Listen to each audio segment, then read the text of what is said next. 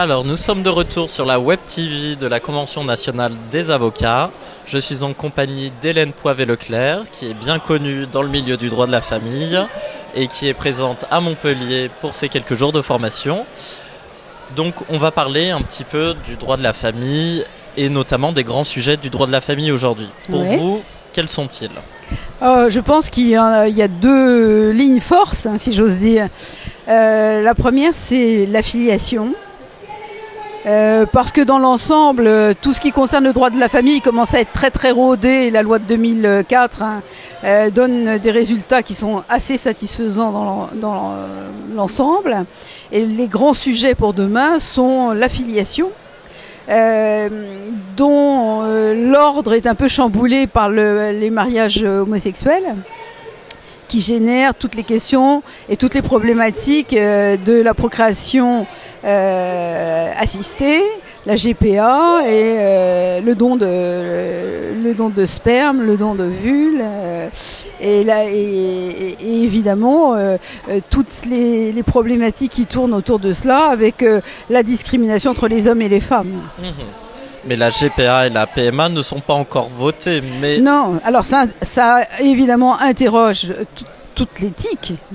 Et c'est un débat d'éthique qui va être vraiment le prochain chantier, avec le rapport évidemment très intéressant qui a été fait par Madame Théry et Madame le professeur Anne-Marie Leroyer, qui est un rapport absolument passionnant et extrêmement bien fait.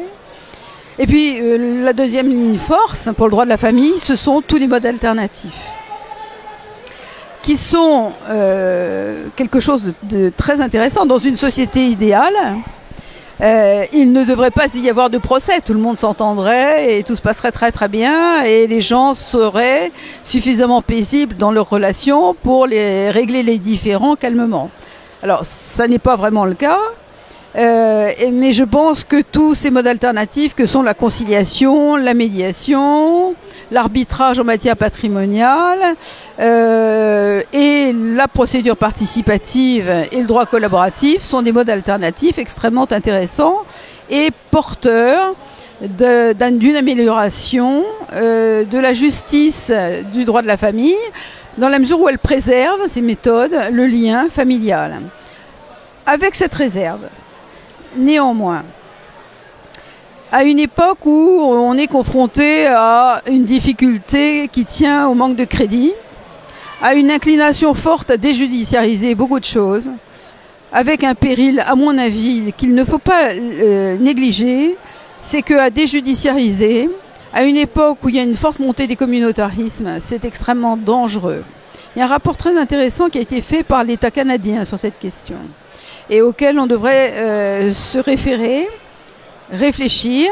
Je crois que l'ordre public de protection ne doit pas se désintéresser, ne doit pas désinvestir cette matière. S'entendre, c'est bien. Avec des médiateurs, c'est bien. Avec des avocats dans le cadre de procédures participatives, c'est bien. Dans le droit collaboratif aussi. Mais je crois que tout sortir du champ du juge, sous prétexte que les gens sont d'accord, c'est extrêmement dangereux, mais vraiment très dangereux. La famille a besoin du juge pour trancher dans certains cas ? Alors d'abord, la famille a besoin du juge pour trancher parce que tout le monde ne parvient pas à s'entendre, d'abord. Et puis, elle a besoin du juge aussi pour se protéger, et peut-être pour se protéger d'elle-même. Parce que les inclinations des uns et des autres ne sont pas toujours dans le respect des droits des uns et des autres. Il y a toujours quelqu'un qui est plus séparant, plus rompant, plus divorçant que l'autre, et confier l'arbitrage, entre guillemets, pour le mot arbitrage, mais en tout cas confier la mise en place de solutions à des médiateurs, c'est bien, mais il faut que le juge reste présent pour jeter un œil au nom de l'ordre public de protection. C'est pour moi essentiel. D'accord. Et je profite que vous soyez assise à cette table pour évoquer le barreau de famille, Oui, une instance à laquelle vous avez largement contribué. tout à fait. Et donc aujourd'hui, le droit de la famille est une famille. Ah, exactement. Et donc voilà, une spécialité à part entière, comme le droit des affaires, comme Tout à fait. Tout à fait. Alors ce qui est extraordinaire, parce que du droit de la famille, je n'ose pas dire depuis combien de temps j'en fais, à titre exclusif, mais c'est vrai que quand nous avons, avec Béatrice Vesgou, mis en place les états généraux du droit de la famille, nous avons réussi à enfanter un barreau de famille et à faire de ce barreau de famille une famille. Il y a des liens entre les avocats qui font du droit de la famille qui sont d'une nature complètement différente de ceux qui existent entre les avocats qui ont une activité pluridisciplinaire ou une activité de droit des affaires. C'est très amusant de voir comment ça s'est organisé, comment ça a maturé et ce que c'est devenu. Et en plus de ça, c'est un barreau qui est devenu un véritable barreau technicien. Ça, c'est pour moi une très grande satisfaction.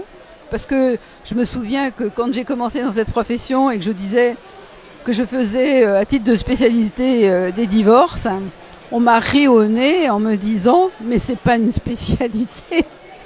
Et quelques décennies plus tard, on s'aperçoit qu'il y a une technique, il y a une très grande technicité du droit de la famille. Il y a du droit européen, il y a du droit international, il y a Exactement. du droit national. Et quand vous ouvrez le code civil, si vous vous amusez à compter le nombre d'articles qui sont consacrés à la famille par rapport aux autres, vous verrez que la famille est très largement dominante. En nombre en tout cas. En nombre, d'accord. Je vous remercie. On vous souhaite une très bonne fin de séjour à Montpellier. Merci, c'était très agréable cette convention.